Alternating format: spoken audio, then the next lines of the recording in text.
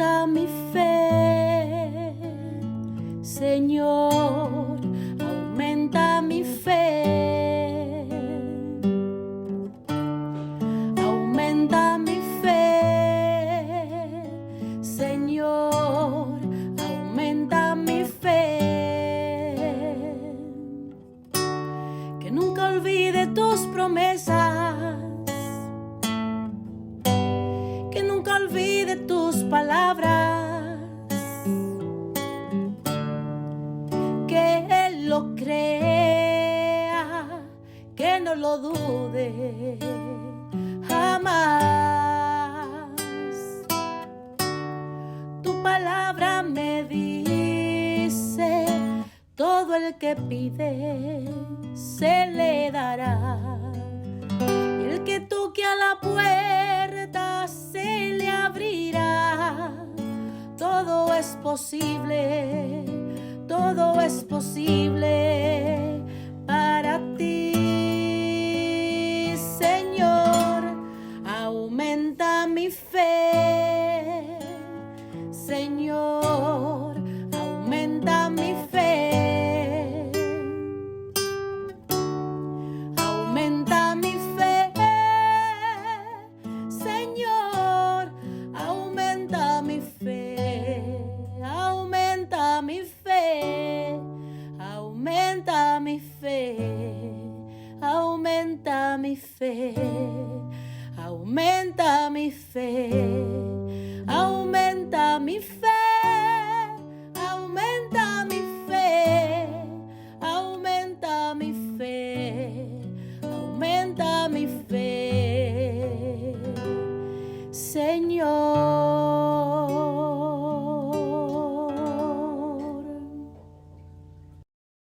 Saludos en este glorioso día y bendiciones a los radio clientes que escuchan Jesús y María Radio, que están sedientos de la palabra de Dios. Les envía un saludo a su hermano Américo Tejada de la parroquia de San Simón Stack San José, que está localizada en el Bronx y pertenece a la Arquidiócesis de Nueva York. Estamos aquí todos los lunes de 5 a 6 p.m. hora de Nueva York. En este segmento de estudio bíblico titulado Crece en tu fe, estamos estudiando el Evangelio según San Juan. Este Evangelio representa la persona y el mensaje del Señor Jesús de un modo bastante diferente a los evangelios sinópticos, tanto en su contenido como en su lenguaje. Parece haber sido redactado en su forma actual a finales del primer siglo y pudo haber sido en la ciudad de Éfeso o la ciudad de Antioquía. Este Evangelio se presenta esencialmente como una revelación de Jesús acerca de sí mismo. Jesús aparece siendo el Hijo, uno con el Padre Dios. Y no es raro que en varias ocasiones Jesús se proclame en forma absoluta yo soy, atribuyéndose así el equivalente del nombre divino y situándose en el mismo nivel del Dios que es. Jesús es también el Hijo del Hombre, el Mesías, el Cristo, anunciado en la ley mosaica y por los profetas. Para completar esta visión del misterio de Jesús, es necesario aludir a su relación con el Espíritu de Dios, o sea, el Espíritu Santo, que tiene una estrecha relación con Jesús, que lo recibe, lo promete y lo entrega. En esta perspectiva, el Evangelio según San Juan es una revelación trinitaria. Estamos en el Evangelio 19, en el capítulo 19 del Evangelio según San Juan, pero antes vamos a comenzar con una oración y lo hacemos en el nombre del Padre, del Hijo y del Espíritu Santo. Señor, que todo lo que hagamos este día inicie con tu bendición y termine con tu ayuda. Que todo lo que digamos este día sea motivado por tu amor e inspirado por tu gracia. Que nuestras obras de este día reciban tu inspiración y perduren en tu paz. Todas estas cosas, Padre Celestial, te las pedimos en el luz y poderoso nombre de Jesús, que vive y reina en el del Espíritu Santo, que eres Dios, por los siglos de los siglos. Amén. Los créditos de este público son dados al Padre Silvano Fausti, a la Biblia de Jerusalén y a la hermana Evelyn Morán y su Ministerio de Música. A los hermanos y hermanas que viven en el Bronx, para invitarlos a nuestro círculo de oración de la parroquia de San Simón Stack San José, que está localizado en el 2191 Valentine Avenue, esquina calle 182. Comenzando con la misa a las 7:30 p.m. todos los viernes por la noche. Decíamos que estamos en el capítulo 19 del Evangelio según San Juan.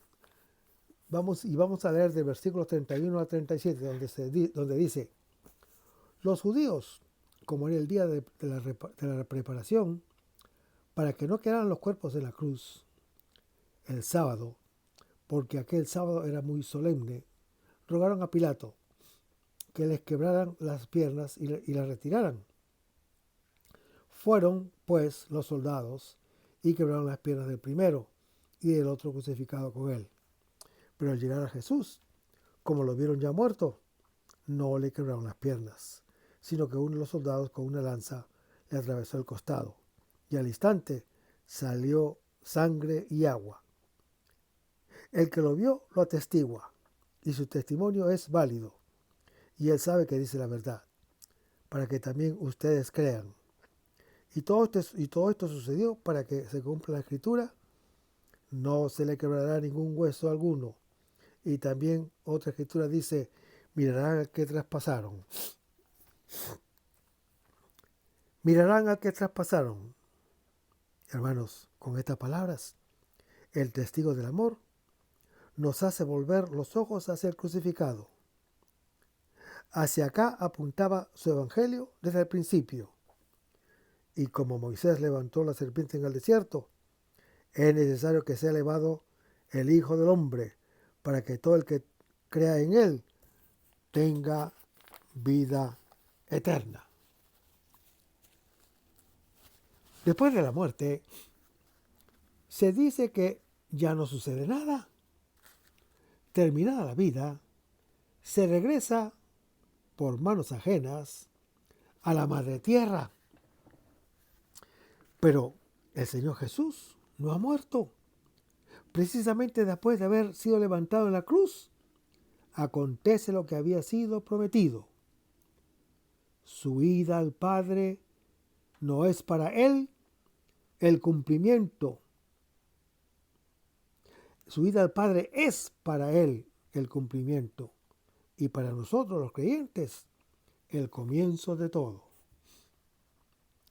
Al esperar el Señor Jesús, en los 3 evangelios sinópticos, se dice que se rasgó el velo del santuario. Lo pueden leer en Marcos capítulo 15. Y el reconocimiento de Jesús como Hijo de Dios, el justo, según Lucas capítulo 23. Mateo capítulo 27 habla también de terremoto y de resurrección de justos, mientras que Lucas capítulo 23 habla de la conversión de las gentes que asisten al espectáculo de la cruz.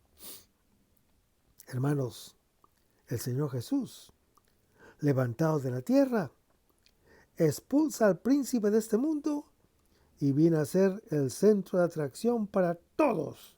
Lo anuncia Juan capítulo 12. Después del regreso del Hijo del Padre, del Hijo al Padre, comienza tras él el de los creyentes. Juan el Evangelista pone como fuente de este camino la contemplación del traspasado. El Hijo del Hombre abierto por una lanza es la apertura del cielo para cada hijo del hombre. Lo anuncia Juan capítulo 1. A través de la hendidura de su costado sale el agua que sacia nuestra sed, y nosotros los creyentes entramos en el misterio de Dios. Nosotros buscamos señales y prodigios. El Evangelio, en cambio, nos presenta el prodigio de un Dios que ama así. El golpe de la lanza no sirve para cerciorarse de la muerte del Señor Jesús, que ya estaba comprobada a simple vista. En cambio, hermano que me escuchas, produce la herida desde la cual escrutamos el abismo del amor del cual venimos. La sangre de la cual nacemos y el agua de la cual vivimos. Esta escena desarrolla el interior, donde el Señor Jesús nos entrega el Espíritu Santo. y forma un díptico con la siguiente: donde su cuerpo, como un grano de trigo depositado bajo tierra, produce mucho fruto. Lo anuncia Juan capítulo 12. Hermanos, los paganos, junto con los judíos que les han entregado Jesús, como lo anuncia Juan capítulo 18, son vistos como ejecutores del designio de Dios, según Hechos capítulo 4. Ya lo han proclamado rey y entronizado en la cruz. Se han repartido sus vestiduras y han echado a suertes la túnica. Lo anuncia Juan capítulo 19. Ahora, hermano que me escuchas, sin saberlo, lo tratan como un cordero pascual, al cual no se le quebrará hueso alguna, como lo anuncia Éxodo capítulo 12 y el Salmo 34. Y lo convierten en el misterioso traspasado, desde el cual se derrama un espíritu de gracia y de consuelo sobre cuantos lo contemplan, lo anuncia el profeta Zacarías en su capítulo 12. En efecto, hermano que me escuchas, de él brota para Jerusalén una fuente que lava el pecado y la impureza. Entonces el Señor dirá a su pueblo: este es mi pueblo. Y esto dirá finalmente: el Señor es mi Señor. En Zacarías capítulo 13. Aquel día no habrá ya luz, sino frío y hielo. Un día único será conocido solo del Señor. No habrá día y luego noche, sino que a la hora de la tarde habrá luz. Sucederá aquel día que saldrán de Jerusalén aguas vivas. Mirad hacia el mar oriental, mitad hacia el mar occidental.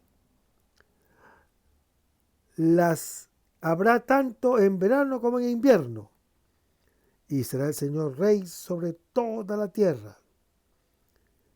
El día aquel será único del Señor, y único su nombre, lo anuncia Zacarías capítulo 14. Hermanos, el cuerpo del Señor Jesús, Hijo del hombre e Hijo de Dios, es el verdadero santuario, lo anuncia Juan capítulo 2. Su costado abierto es el lado del templo de Jerusalén, del cual fluye el gran río que sana y hace revivir la tierra y el mar, produciendo árboles que fructifican 12 meses al año. Sus frutos son alimento para toda hambre. Sus hojas son medicina para todos los males, lo anuncia el profeta Ezequiel en su capítulo 47. Y lo puede leer también en Apocalipsis capítulo 22. Hermanos, la apertura del costado del crucificado corresponde al rasgarse del velo del templo de Jerusalén, mencionado en los otros evangelios sinópticos, al abolir toda separación. Establece la comunión entre Dios y el creyente. La lanza del soldado abre la puerta del gran paso, del cual Dios sale hacia el creyente y el creyente entra en Dios. Comienza la Pascua definitiva y la nueva alianza. Comienza la nueva creación y la efusión del Espíritu Santo. Lo que en el Señor Jesús está cumplido inaugura nuestro futuro. En efecto, hermano que me escuchas, el Hijo de Dios viene, del Hijo de Dios viene el agua viva para todos los creyentes. Desde esa hora, ellos continuarán en el mundo su misma misión, en camino hacia la hora que debe cumplirse en todos, como en Él y gracias a Él. El relato comienza con la petición a Pilato de hacer romper las piernas a los crucificados, para que no queden expuestos el día grande, que es ese sábado. Los soldados rompen las piernas a los dos que estaban al lado de Jesús, pero a él, porque ya está muerto. Un soldado, sin embargo, le traspasa el costado, del cual sale sangre y agua. Eso es de suma importancia para el autor. Es el centro del relato testimoniado 3 veces por quien ha visto, para que los lectores crean en Jesús. En general, en el Evangelio se ve una señal y se da testimonio de su significado. Por ejemplo, Juan el Bautista ve que el Espíritu Santo desciende como paloma sobre el Señor Jesús y testimonia que Él es Hijo de Dios en Juan capítulo 1. Aquí, en cambio, el evangelista Juan testimonia directamente a los lectores, a quienes llama ustedes, el mismo hecho de la sangre y del agua. No se trata de una señal, sino de una realidad de la cual todo es signo. Las piernas no rotas y el costado abierto, en cambio, se leen como señales de cumplimiento de la Escritura. Hermanos, el Señor Jesús es el Cordero Pascual, del cual no hay que romper los huesos, y es el traspasado, del cual habla el profeta Zacarías en su capítulo 12. De la sangre y del agua, aunque da un triple testimonio, el evangelista Juan no ofrece ninguna explicación. En este punto del relato, cree que el lector entiende, como lo veremos en la lectura del texto. La sangre que sale del Señor Jesús es símbolo de toda su existencia como Hijo de Dios que Él entrega en favor a los creyentes. El agua es la fuente viva que brota de su vida, ofrecida por nosotros los creyentes. En la escena anterior, el crucificado tenía sed de darnos su Espíritu Santo. Ahora, desde el pozo de su corazón traspasado, sale la sangre y el agua que Él quería darnos. Se habla primero de sangre y luego de agua. En efecto, hermano que me escuchas, el agua del Espíritu Santo viene de la sangre de su muerte como don de vida. Por medio de la sangre, nosotros tenemos el agua del Espíritu Santo, lo dice Hipólito, un gran santo de la Iglesia Católica. Del agua que viene de la sangre, del Espíritu Santo que viene de la carne ofrecida por nosotros los creyentes, nace la Iglesia. Ella es engendrada desde arriba, como lo anuncia Juan capítulo 3. No de la voluntad del hombre, ni de la carne ni de la sangre, como lo anuncia Juan capítulo 1, sino del amor de Dios en la carne del Hijo de Dios, que es, al derramar su sangre, da su Espíritu Santo. Así también nosotros los creyentes podemos continuar su obra, vivir el amor del Padre Celestial hacia los hermanos. Hermanos, el Señor Jesús, al entregar su vida, nos da la vida.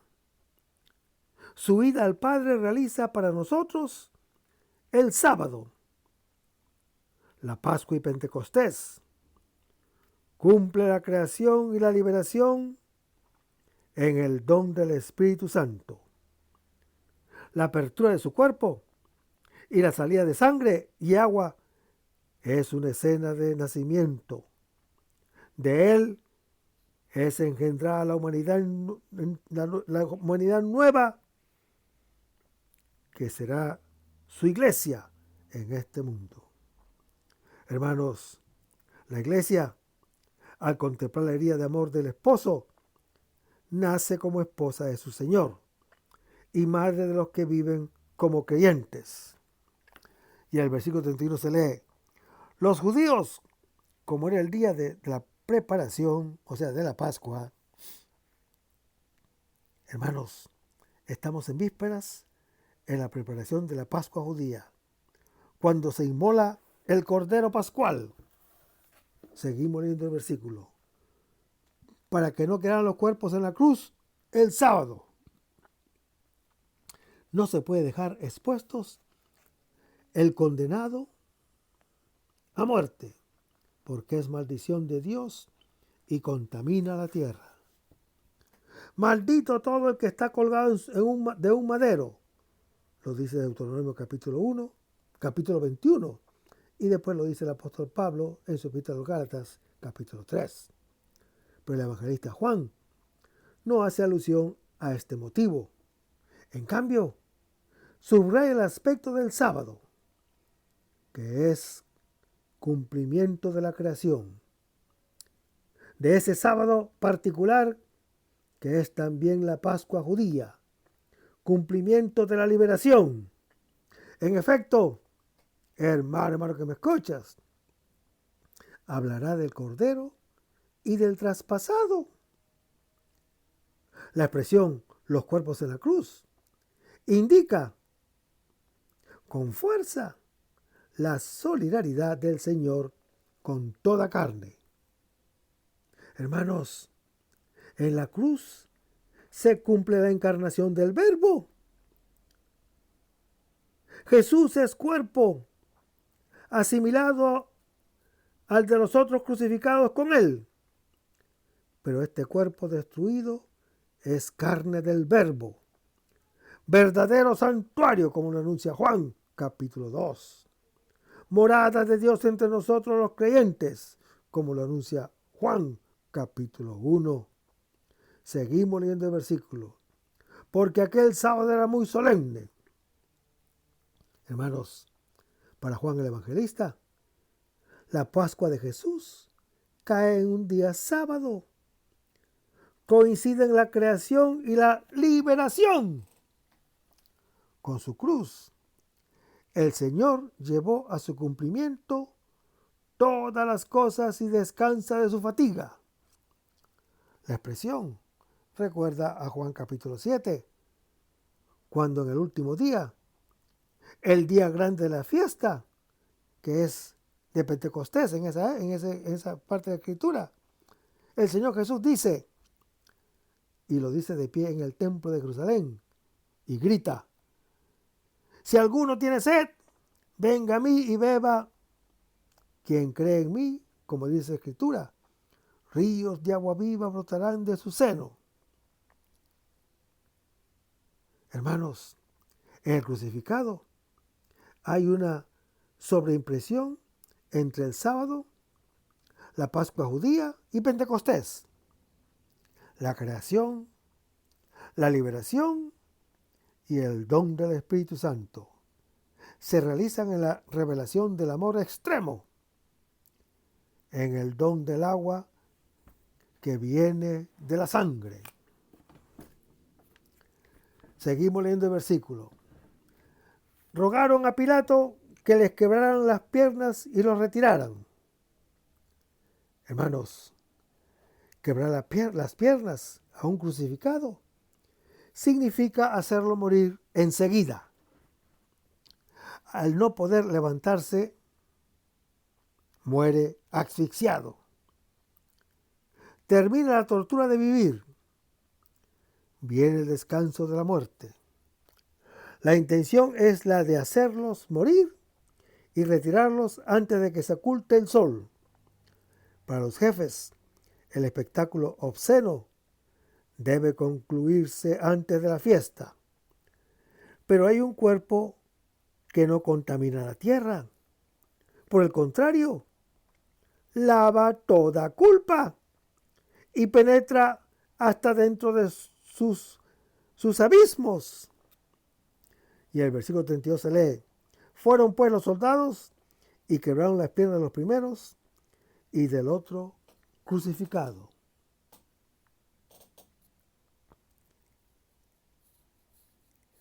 Crucificado con él, por supuesto.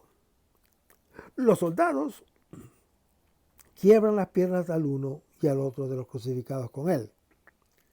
Antes estaban con él.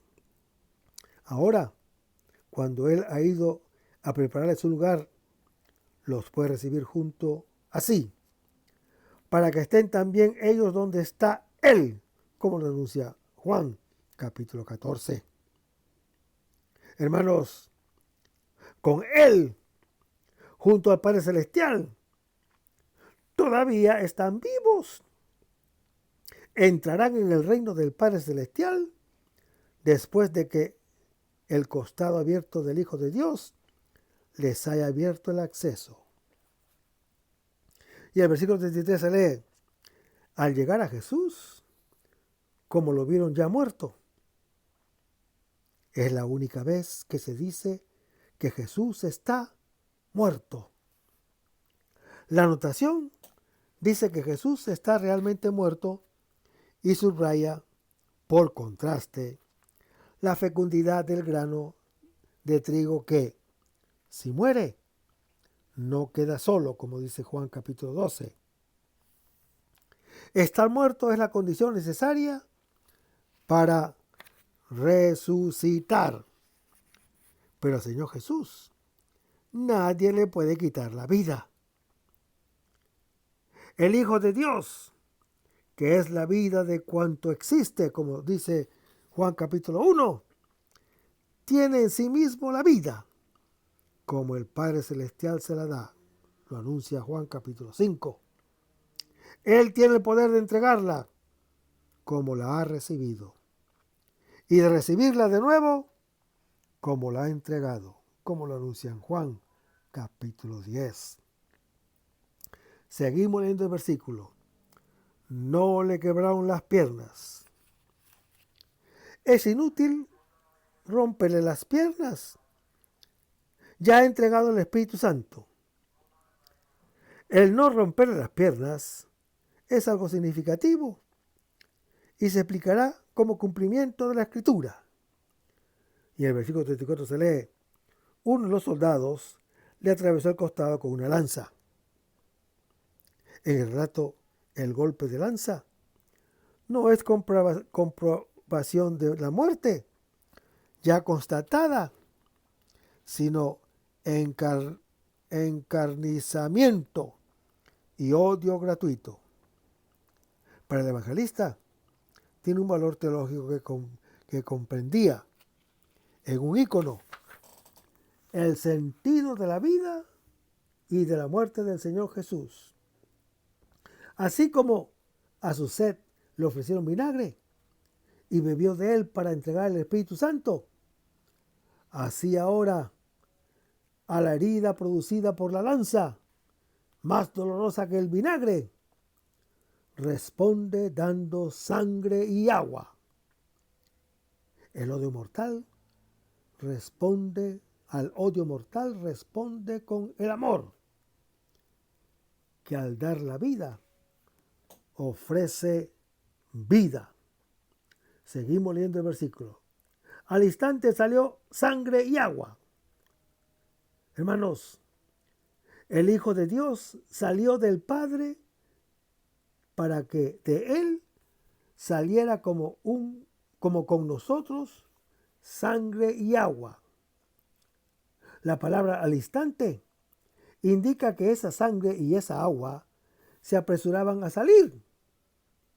El Hijo de Dios, desde antes de la creación del mundo, como lo dice Juan capítulo 17, quiere comunicarnos el amor con el cual el Padre Celestial nos ama a nosotros los creyentes y lo ama a Él. Su don nace como de una fuente profunda. Es el efecto del golpe de la lanza sobre ese cuerpo. Mientras el evangelista Juan comentaba la no ruptura de los huesos y la herida en el costado, no comenta ni la sangre ni el agua, pero los hace objeto de testimonio solemne que sigue inmediatamente. En esta sangre y en esta agua se encierra el misterio del Evangelio según San Juan.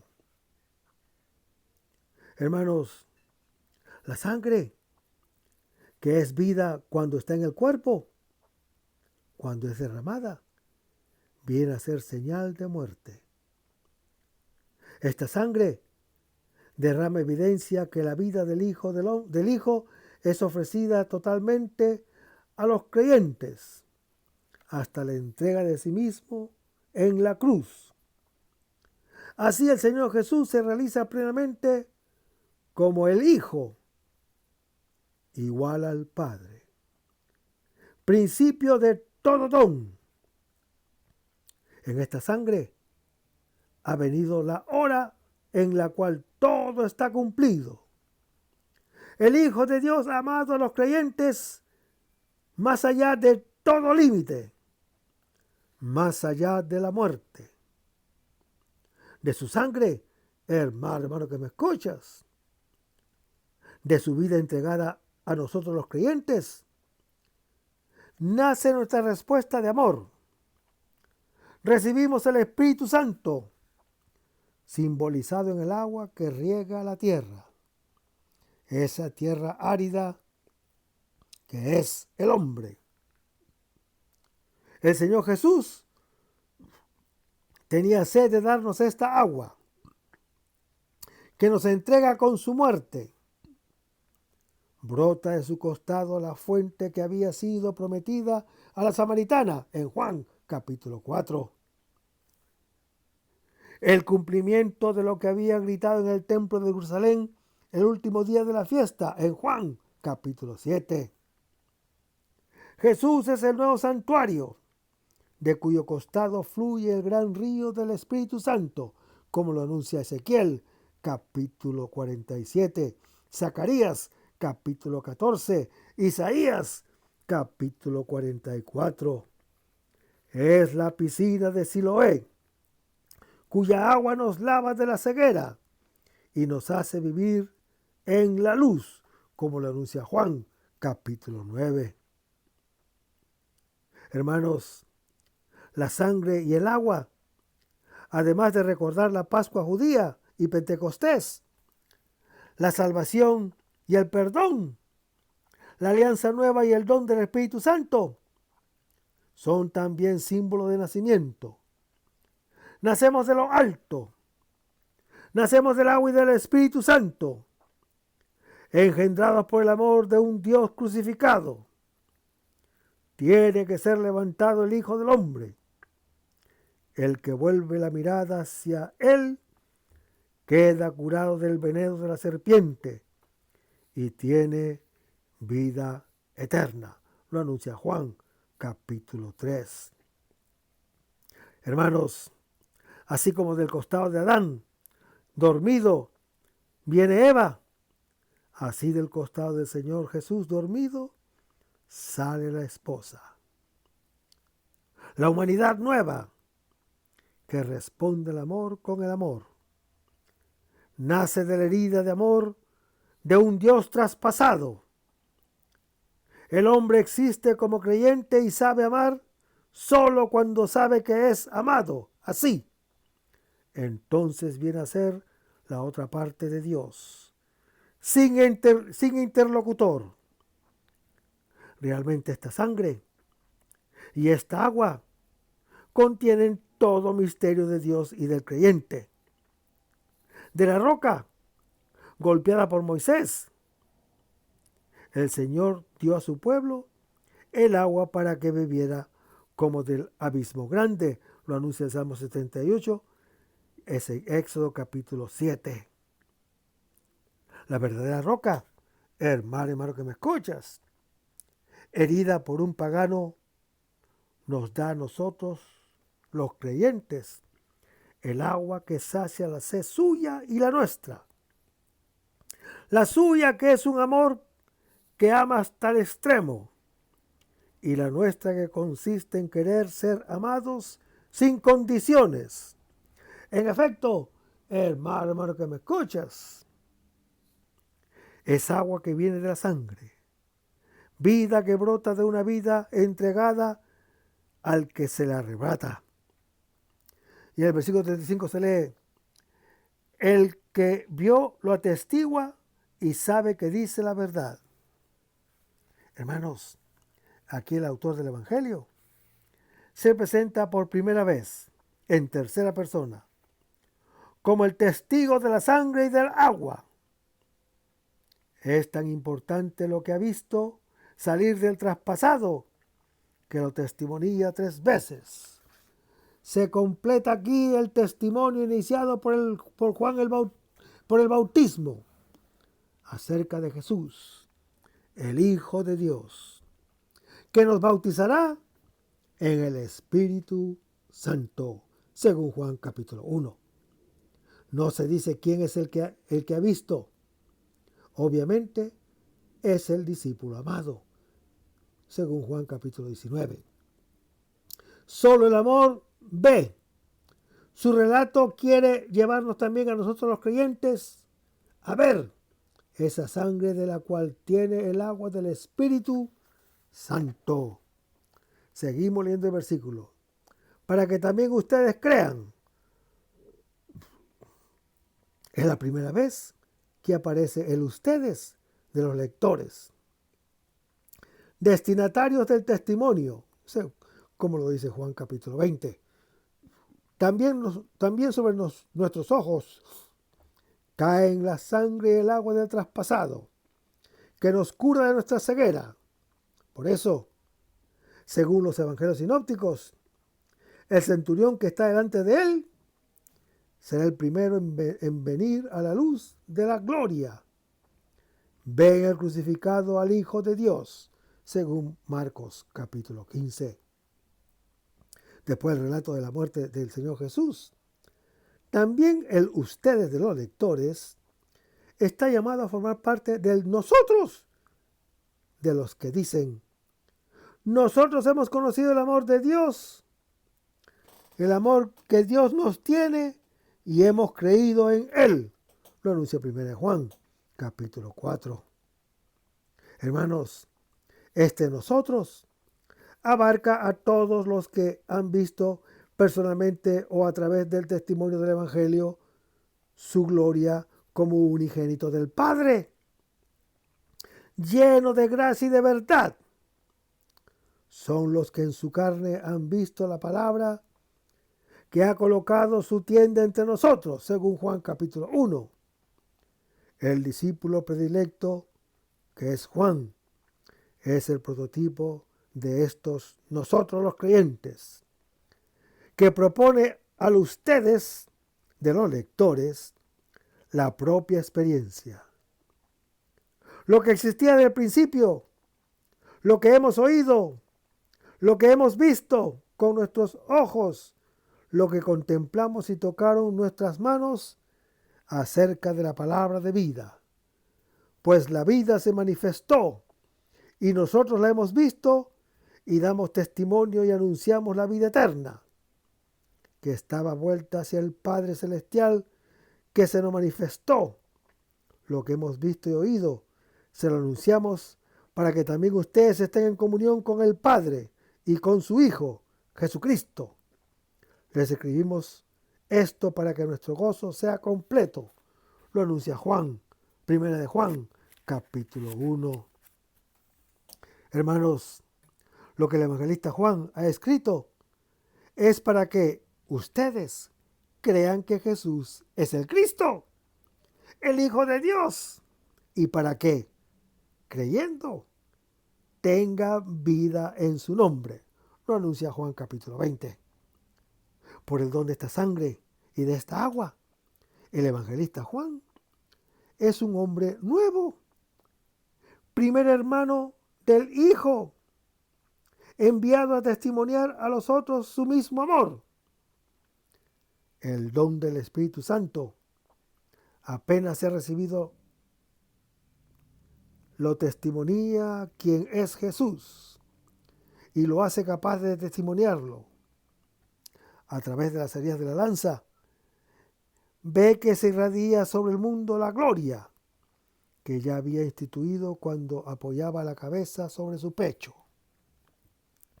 Y en el versículo 36 se lee: todo esto sucedió para que se cumpliera la Escritura. Hermanos, el evangelista Juan explica con una cita bíblica por qué no le han quebrado las piernas. El término escritura, en singular, significa normalmente un pasaje de la Biblia. Seguimos leyendo el versículo 36. No le quebrará hueso alguno. No se le quebrará hueso alguno, como lo describe Éxodo capítulo 12 y el Salmo 34. Hermanos, Juan el Evangelista recuerda continuamente la Pascua judía. Sirve de trasfondo a la vida y a la muerte de Jesús, que le indica desde el principio como el Cordero de Dios que quita el pecado del mundo, según Juan capítulo 1. La suya es realmente la sangre de la víctima que salva al pueblo del exterminio, como lo anuncia Éxodo capítulo 12, y libera al mundo de la esclavitud del pecado. Sin saberlo, los soldados han respetado la prescripción de no quebrar los huesos del Cordero Pascual, como lo anuncia Números capítulo 9. La cita recuerda también el Salmo 34, donde el justo que sufre alaba a Dios, proclamando su confianza en la propia liberación. En este salmo se dice: el Señor todos sus huesos guarda, no será quebrantado ni uno solo, como está en el Salmo 34. La certeza de que Dios preserva al justo y le garantiza la victoria. El evangelista Juan puede hacer alusión a los dos textos. Y en el versículo 37 se lee: y también otra escritura dice: mirarán al que traspasaron. Hermanos, la cita tomada de Zacarías capítulo 12 evoca la suerte del rey Josías, que había renovado el culto y la celebración de la Pascua judía. Lo pueden leer en 2 Crónicas capítulo 35, Segunda de Reyes capítulo 23. De él está escrito: no hubo antes de él ningún rey que se volviera como él al Señor, con todo su corazón, con toda su alma y con toda su fuerza, según toda la ley de Moisés. Ni después de él se ha levantado nadie como él. Eso está en 2 Reyes capítulo 23. Sin embargo, hermano que me escuchas, a pesar de su justicia, Dios lo dejó perecer herido por los arqueros egipcios en Megido. Fue llevado a morir en Jerusalén, según 2 Crónicas capítulo 35. La muerte de este rey es el punto más inquietante de la historia de Israel, así como de cualquier historia. Es la derrota del justo, la victoria del mal sobre el bien. Pensando en él, el profeta Zacarías habla de la contemplación de un herido desde el cual se derramará un espíritu de gracia y de su consuelo sobre todos, en Zacarías capítulo 12. Es lo que acontece en ese día, en el cual una fuente purificará al pueblo, según Zacarías capítulo 13, y brotará desde Jerusalén aguas vivas y eternas. Entonces el Señor será el rey de toda la tierra, lo anuncia Zacarías capítulo 14. Hermanos, la salvación del rey traspasado es universal, como su realeza. Todo ojo lo verá, hasta lo que los traspasaron, y por él harán duelo todas las razas de la tierra, lo anuncia Apocalipsis capítulo 1. Este traspasado es llamado Hijo único, primogénito, en Zacarías capítulo 12. Es llamado como traspasado. El único se convierte en primogénito entre muchos hermanos, lo anuncia el apóstol Pablo en su epístola a los Romanos capítulo 8. Son los que lo miran levantado en la cruz y acogen el testimonio de su amor, dejándose engendrar por su Espíritu Santo. La finalidad del Evangelio de Juan es llevarnos ante el traspasado para escrutar a través de la hendidura de la lanza. El ojo y el corazón del lector están volcados hacia esta herida de la cual brotan sangre y agua. El que mira se vuelve radiante según el Salmo 34. Todos, inclusive el viejo Nicodemo, pueden entrar en ella y encontrar allí la propia morada. Desde aquí, como el discípulo amado, tiene acceso del seno del corazón de Dios y viene a la luz de su vida. Nace de lo alto y ve el reino, como está anunciado en Juan capítulo 3. El que contempla el traspasado comprende el amor extremo, se siente compungido en el corazón y pregunta: ¿qué hago? Así como está en Hechos capítulo 2. Su vida se convierte en respuesta a lo que ha visto. En un cuadro que representa el paraíso con toda su gloria, aparece abajo un cartujo que fija la mirada sobre un crucifijo, sin mirar nada más. Es el único modo posible de ver y gustar, nos dice el Salmo 34. Lo que el ojo humano nunca ha visto, lo anuncia 1 Corintios capítulo 2. Del pozo de Jacob bebieron nuestros padres y sus ganados, lo anuncia Juan capítulo 4. Desde esta hendidura del universo entero recibe la vida del Hijo de Dios. Basta acercar a ella la boca. Todos los sedientos vengan por agua.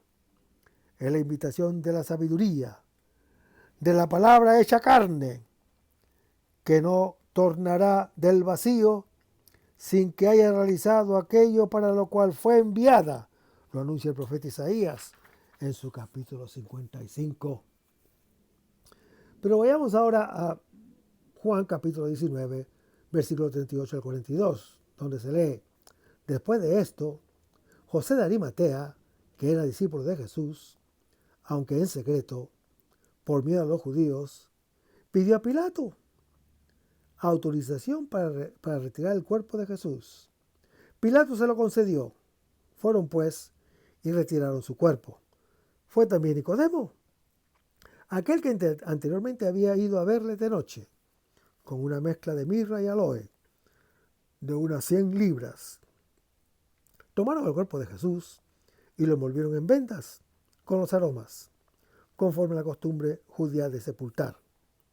En el lugar donde había sido crucificado había un muerto, y en el huerto un sepulcro vacío, en el que nadie había sido sepultado, había sido depositado. Allí, pues, porque era el día de la preparación de los judíos y el sepulcro estaba cerca, pusieron a Jesús. El cuerpo de Jesús, santuario no hecho por mano de hombres, es el ofrecimiento que Dios hace de sí mismo a los creyentes. Es el Verbo hecho carne, su tienda entre nosotros, según Juan capítulo 1. Al ser destruido por nosotros, resucitará el tercer día, como lo anuncia Juan capítulo 2. En efecto, hermano que me escuchas, aquel que ofreció su vida tiene el poder de darla y de recibirla de nuevo, lo anuncia Juan capítulo 10. También aquí, como suele suceder, en el Evangelio de Juan, cada palabra es una ventana abierta sobre todo el Evangelio. Ahora, cuando estamos al final, es posible ponerlo en evidencia. En el cuerpo de Jesús, carne del Verbo, está contenida toda la narración de Dios. Esta escena forma un díptico con la anterior, casi como un contrapunto entre lo que los enemigos y los amigos hacen al cuerpo de Jesús. Los enemigos lo han crucificado, le han dado a beber vinagre y lo han traspasado. Como respuesta les da las vestiduras y el Espíritu Santo. Les da sangre y agua, además de la madre, que les ofrecerá a los creyentes que lo retiran de la cruz, lo acogen y lo depositan envuelto en linos y en perfumes. Hermanos, los versículos 31 a 42 constituyen una secuencia única que comienza con la expresión preparación de la Pascua judía. Lo que le sucede al cuerpo del Cordero entre su muerte y su resurrección es preparación al camino pascual, al éxodo definitivo. El Señor de la vida y del amor entra en el sepulcro y afronta las tinieblas de la muerte, que es el estipendio del pecado, como lo anuncia Romanos capítulo 6. Así como el santuario de Dios es figura del cuerpo del Hijo de Dios, así la Pascua antigua prefigura la nueva. Su cuerpo, que ha sido entregado por nosotros los creyentes, es la nueva Pascua. En ella se realiza nuestra liberación y comienza el descanso del Señor. En efecto, hermano que me escuchas, también ese día es sábado. La hora del cumplimiento ha llegado. La carne del Verbo, que descansa en el seno de la tierra, le da la levadura de su vida y da comienzo al mundo nuevo. La herencia del Hijo de Dios espera ser acogida por todos los creyentes, así como por el discípulo amado. Entre tanto se realiza la preparación a la Pascua. El don de Dios ya es perfecto, pero para nosotros todavía está oculto, como la semilla bajo la tierra. Esta tierra ya es cada uno de nosotros, que toma y come su cuerpo que ha sido entregado por nosotros los creyentes. El tiempo que nos ha dado vivir ya es preparación de la Pascua, la nuestra y la de toda creación, toda la creación. Toda la creación gime con dolores de parto, en espera de la revelación de los hijos de Dios. Ella, en efecto, en la esperanza de ser liberada de la servidumbre de la corrupción, para participar en la gloriosa libertad de los hijos de Dios, lo anuncia Romanos capítulo 8. ¿Cuándo y cómo terminará este tiempo de preparación? ¿Cuándo el llanto de la siembra se transformará en grito de alegría, como lo anuncia el Salmo 126? Nuestro lamento en danza y el sayal en traje de fiesta, como lo anuncia el Salmo 30. Hermanos, la preparación termina o terminará cuando al mirar el traspasado acojamos su cuerpo para recibir el agua del Espíritu Santo. Entonces comenzará para nosotros la alegría pascual. Con el discípulo amado veremos y creeremos. Con la Magdalena oiremos de su boca nuestro nombre y lo abrazaremos. Con los discípulos gozaremos al ver sus heridas y recibiremos su Espíritu Santo, que nos hará resucitar en Él, resucitado y vivo en medio de nosotros. Entonces también nosotros, con el incrédulo Tomás, colocaremos el dedo en el agujero de los clavos y pondremos la mano en el agujero de la lanza para tocar la humanidad de Dios y confesar: Señor mío y Dios mío, como está relatado en Juan capítulo 20. Y el resto, hermano que me escuchas, lo vamos a ver en el próximo segmento. Manténgase en sintonía. Vamos a despedirnos con oración. Nos vemos en el nombre del Padre, del Hijo y del Espíritu Santo.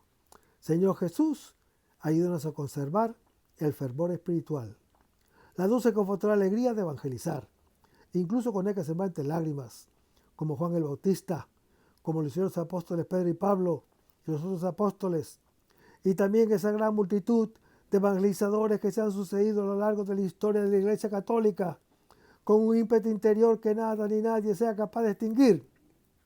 Señor Jesús, que sea esta la mayor alegría de nuestras vidas entregadas al Evangelio.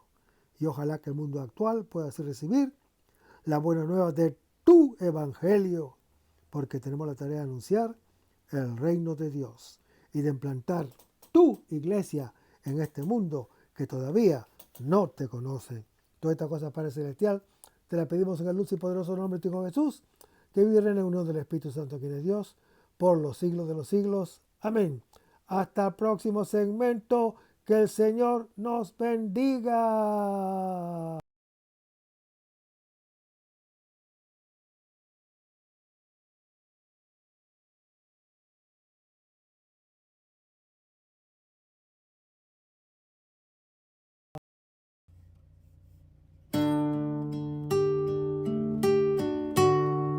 Aumenta mi fe, Señor, aumenta mi fe. Aumenta mi fe, Señor, aumenta mi fe. Que nunca olvide tus promesas, que nunca olvide tus palabras, que Él lo crea, que no lo dude jamás. Tu palabra me dice: todo el que pide se le dará, y el que toque a la puerta se le abrirá. Todo es posible, todo es posible para ti, Señor. Aumenta mi fe, Señor, aumenta mi fe. Aumenta mi fe, Señor, aumenta mi fe. Aumenta mi fe, aumenta mi fe, aumenta mi fe, aumenta mi fe, aumenta mi fe, aumenta mi fe, aumenta mi fe, aumenta Señor.